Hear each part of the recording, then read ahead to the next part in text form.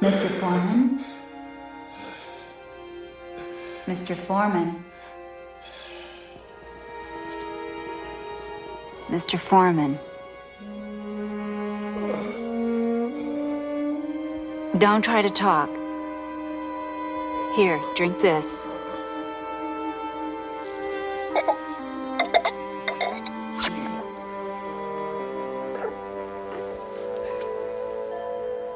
How long? Well, let's see. Our records show that you were put into cold sleep in June 2023. Is that right? Right. June 18th. Can I get you some wine? You know, Cut to the chase, please, Doctor. Pardon? The punchline. Mr. Foreman, you've been asleep approximately 324 years.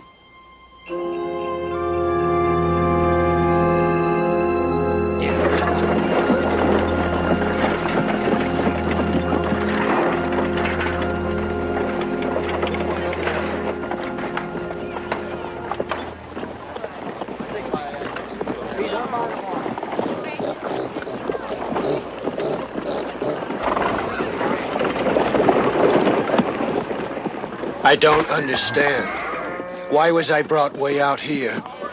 Why wasn't I taken to a city? Look, I know this is all coming very hard and fast for you, but you have to realize there are no cities, not like you remember them. There are no cities or freeways or factories. Come on. It can't all be like this. 300 years. And so little progress.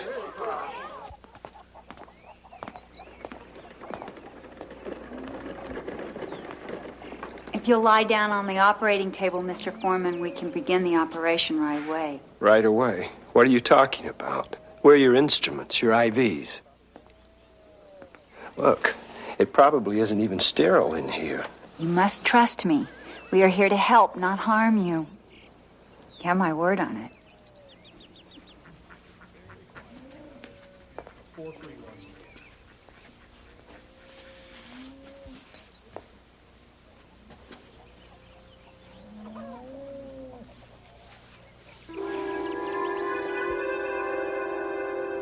No pain, Mr. Foreman. You'll feel no pain at all. I'll take the pain for you. Sarah?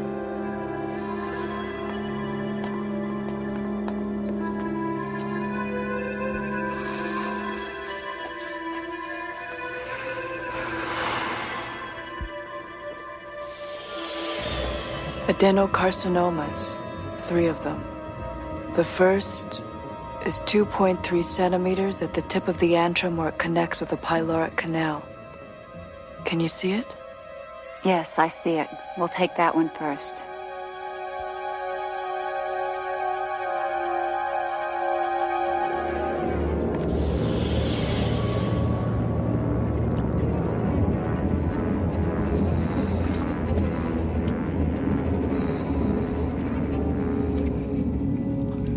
I can change the molecular density of my hand so that it's out of phase with normal matter. I can do the same to anything that I touch. Irene, can you give me a closer scan of the tip of the pylorus, please? There we are. Prepare for excision.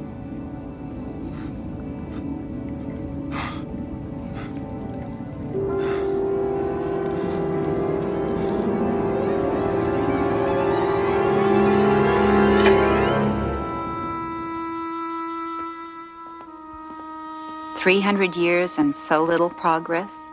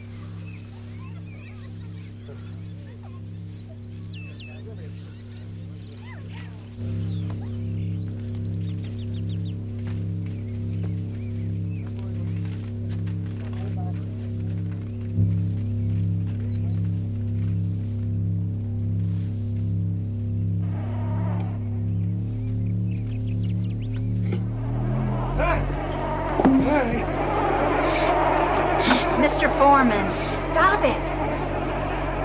It's all right. He meant no harm. Come to me. That's good. That's very good.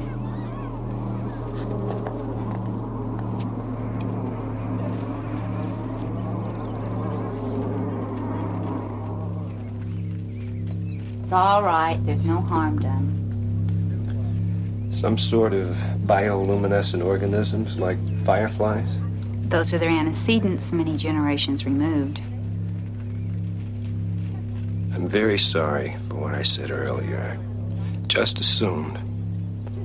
Well, I don't know what I assumed. But I was wrong, and I would like to thank you for saving my life.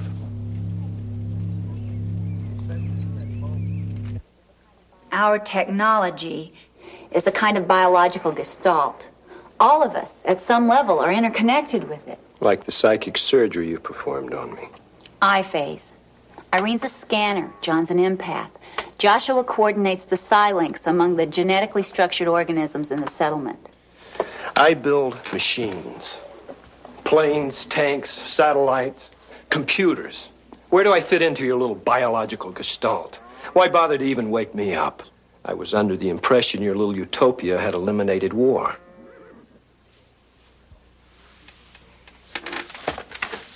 We can answer all your questions in our computer room. Would you come with me?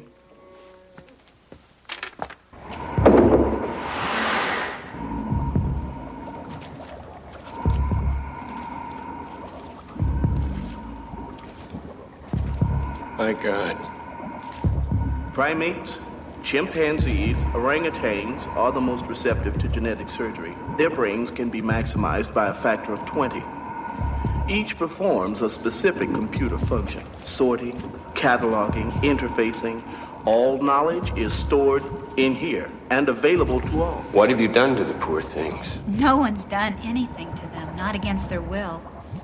When they're young, one of our scanners makes a psi link and shows them the choices open to them. Some of them choose a normal existence, others choose knowledge.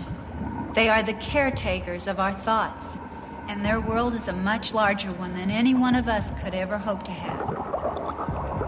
I'll never understand this. Any of it. Why did you bring me here? Just to see this? 3 weeks ago, our scanners picked up an image from deep space. That image is stored here. Just open your mind to it. Create a pause, a space between thoughts. Let the image take that space. According to its trajectory, it'll hit somewhere on the Indian subcontinent. The result, disastrous earthquakes, tidal waves. Terrible climactic changes for the entire planet. What can I do about that? Several of the particle beam satellites you designed are still in Earth's orbit, still probably operational, if you can reestablish telemetry with them. Yes. Shatter the meteor while it's in space, and the smaller pieces will burn up on entry into the atmosphere. Yes, I can. But wait a minute. If you hadn't needed me, would I still be on ice in some damn vault 2 miles underground? Probably so. Of all the selfish... Matthew, no, you don't understand. This is why we couldn't risk bringing you out otherwise.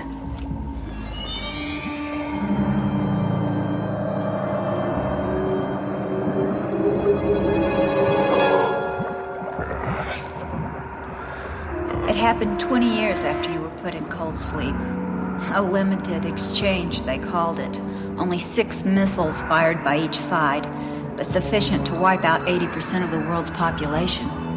300 years later, less than 200,000 human beings on the face of the earth. Machines, Mr. Foreman. We put all our trust in them, but no more.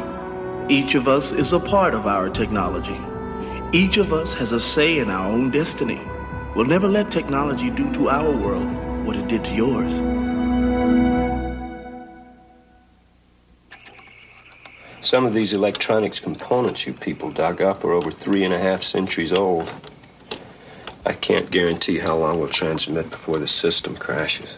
Well, once one of the scanners gives you the coordinates, you won't need to transmit for very long. Okay. Let's see if there's anything up there to activate. Sarah, would you hand me that light pin?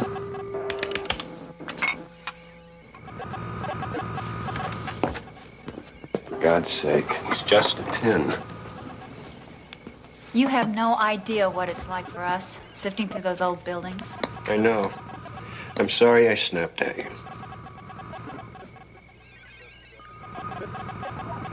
Something's up there. It's demodulating a carrier signal. It's demultiplexing the subcarrier. We're getting individual telemetry from one. Now, two of the satellites.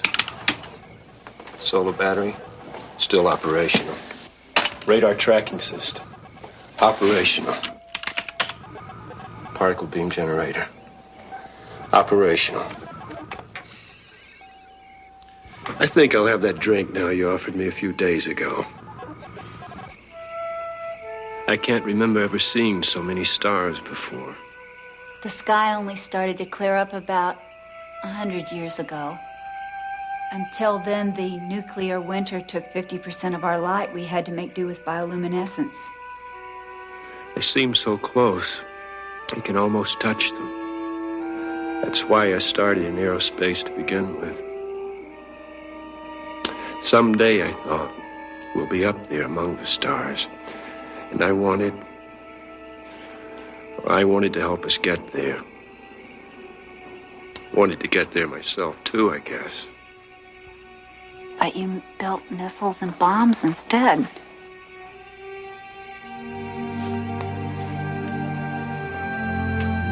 You do it because you convince yourself that it's necessary. You do it because it makes you feel important. You do it for the money. Lots of reasons. None of them any good.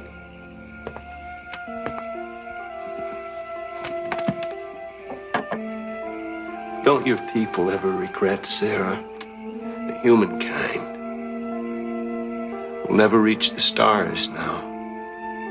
Your technology, you can't. I mean, you can't build organic spacecraft, can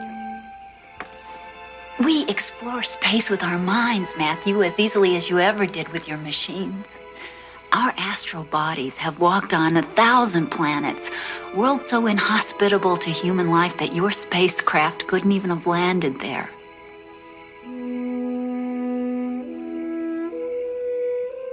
I'm sorry.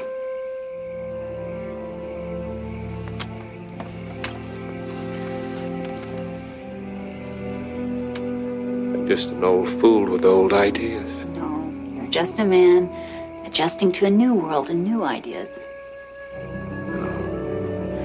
I'll never fit in here, Sarah. I'll never be able to do with my mind what you do with... Yes, you can. Matthew, we can perform psionic surgery on you, give you the same abilities that we have. You'll be able to explore worlds that you've never even dreamt of. It's more than that. You have a common history, a common bond. I'll never be able to share in that. You've built a new world out of the ruins of the old. I'm part of the old, part of the madness that destroyed it. I'll never belong here, Sarah.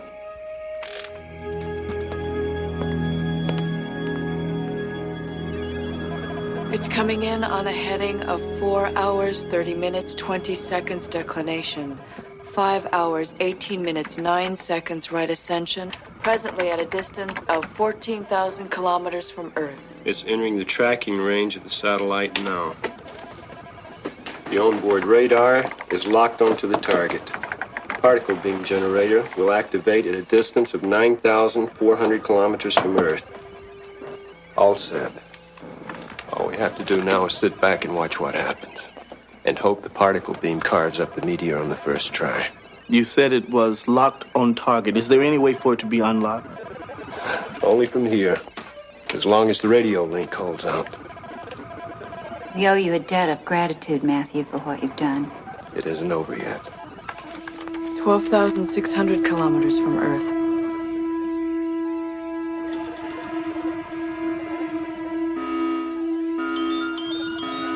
What the?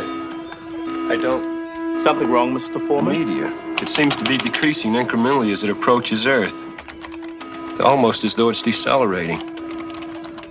And it seems to be altering its trajectory, as though preparing for orbital insertion. This is insane. Meteors don't make bloody course corrections. They don't decelerate, and they don't...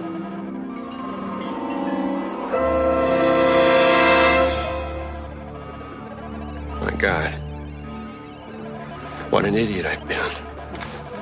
You're telepaths. You can put any damned image in my mind you want to. What the hell is it out there you don't want me to see? What is it you want me to shoot down? Mr. Foreman, What relax. is it? Tell me! Irene, show him. He'll find out eventually, Joshua. It might as well be now.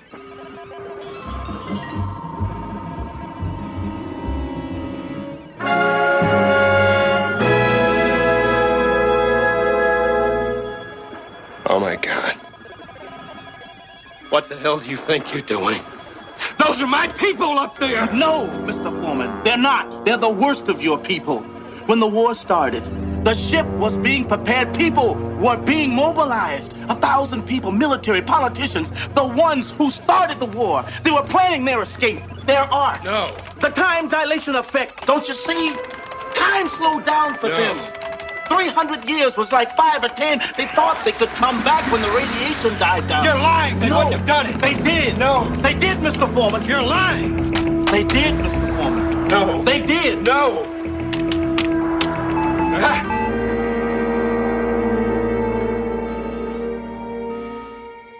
I'm sorry, Matthew. Why? They would have brought it all back. The missiles, the madness. They were carrying weapons, nuclear weapons on that ship. I don't believe you. I don't.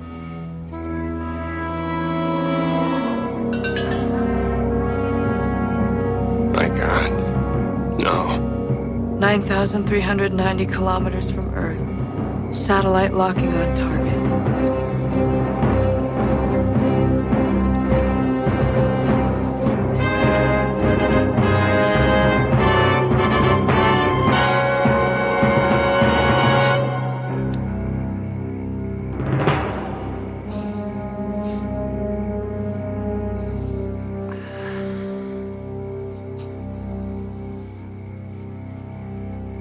There was a nuclear explosion.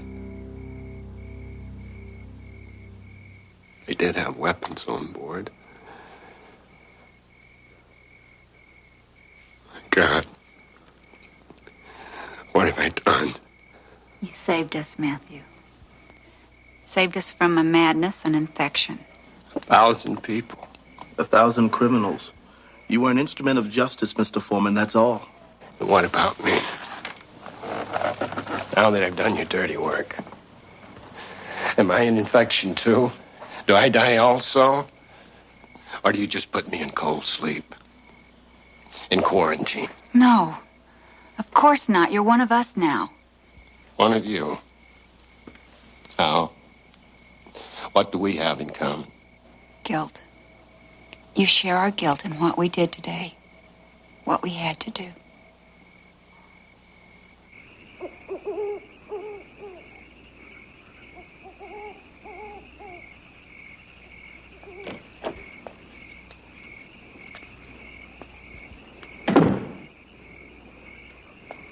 Would you like to see them? Up close?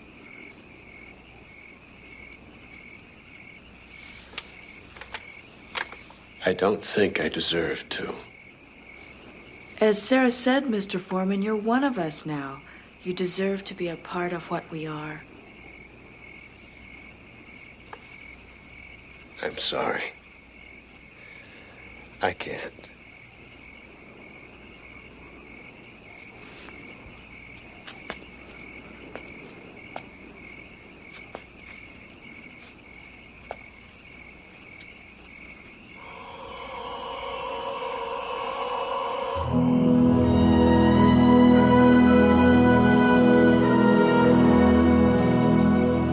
No, don't stop. Welcome home, Mr. Foreman. Welcome home. In his mind, he starts to hear a song of alien thought speaking without voice, welcoming him. Matthew Foreman, once a sleeper standing outside time, has found his place at last. A voyager touching the farthest shores of the Twilight Zone.